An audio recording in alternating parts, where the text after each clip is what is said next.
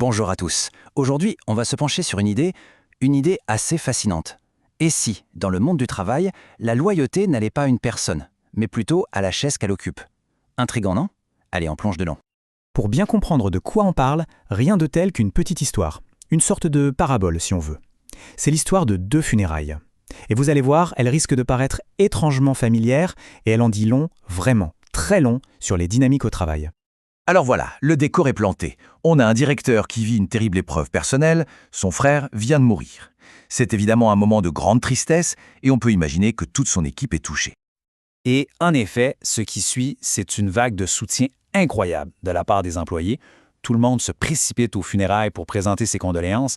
L'image est forte, on voit de la compassion, une loyauté qui a l'air totalement sincère et un respect immense. Bon, le temps passe, la vie reprend son cours, comme toujours, et puis, nouvelle tragédie. Sauf que cette fois, c'est le directeur lui-même qui décède. Et là, c'est le silence. Un silence assourdissant. Le contraste avec la première fois est saisissant. Pratiquement personne ne vient. Les funérailles se déroulent dans une indifférence quasi générale. Alors, la question c'est pourquoi? Pourquoi une telle différence d'attitude? La réponse, elle est toute simple, et franchement assez troublante. C'est que tout le monde était déjà passé à autre chose. L'attention s'était complètement déplacée, focalisée sur un seul objectif, se mettre dans les bonnes grâces du nouveau directeur. Cette petite histoire, en fait, c'est un peu le miroir de ce qui peut se passer en entreprise.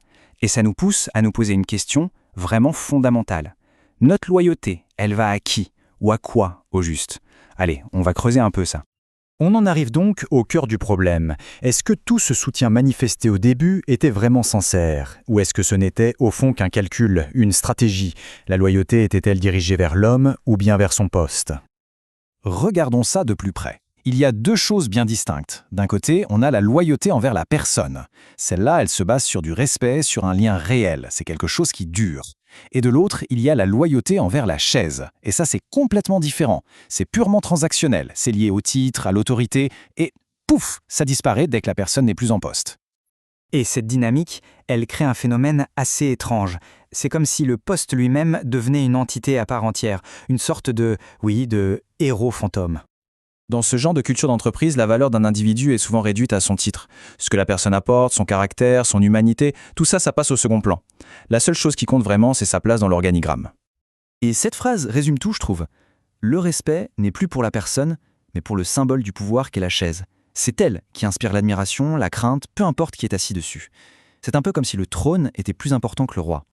Du coup, on entre dans un cycle parfaitement prévisible. Étape 1, le manager s'en va et toute l'estime qu'on lui portait s'évapore avec lui. Étape 2, un nouveau manager arrive et hop, la course pour obtenir ses faveurs repart de plus belle. Et tout ça, ça nous mène à une vérité qui peut être assez dure à entendre. C'est un peu un avertissement en fait pour tous ceux qui occupent une position de pouvoir. La voici, cette vérité un peu brutale, c'est vrai. Si l'influence que l'on a repose uniquement sur notre titre, alors il faut être prêt à tout perdre le jour où on quitte ce poste. C'est comme construire un château sur du sable. Le jour où le titre s'en va, tout s'écroule. Il y a une phrase qui résume ça parfaitement. Parfois, les gens ne nous aiment pas à nous, ils aiment notre position. C'est dur, mais c'est une réalité. Le respect, l'affection qu'on reçoit, ce n'est parfois qu'une illusion. Ce qui est apprécié, c'est le pouvoir, les avantages liés au poste. Alors est-ce qu'on est condamné à ça? Y a-t-il une autre voie? Heureusement, la réponse est oui. Il existe une autre forme d'influence, bien plus authentique, bien plus durable. On pourrait appeler ça la vraie gloire. Et c'est quoi, cette vraie gloire? Eh bien, ce ne sont pas les applaudissements qu'on reçoit quand on est au sommet. Non, la vraie gloire, c'est quand on parle de nous en bien, même quand on n'est plus là. C'est quand notre absence crée un vrai manque, un vide humain, et pas juste un poste vacant à remplir. Au final, ce qui compte, ce n'est pas le siège qu'on occupe, mais l'impact qu'on a eu. L'héritage qu'on laisse ne se mesure pas à la hauteur de notre poste, mais bien à la profondeur de notre impact sur les autres. Ce qui reste, vraiment, ce sont nos actions, notre caractère, nos valeurs. Et pour conclure, une dernière pensée. Les vrais leaders sont immortalisés par leur justice, par leur équité, pas par leur poste.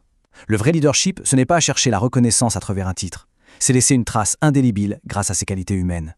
C'est ça, le véritable héritage. Voilà, et pour finir, je vous laisse avec une question à méditer. Dans votre propre environnement de travail, la loyauté, elle va où? Est-ce qu'elle va aux personnes ou simplement aux chaises qu'elles occupent? Réfléchissez-y, la réponse pourrait être assez révélatrice.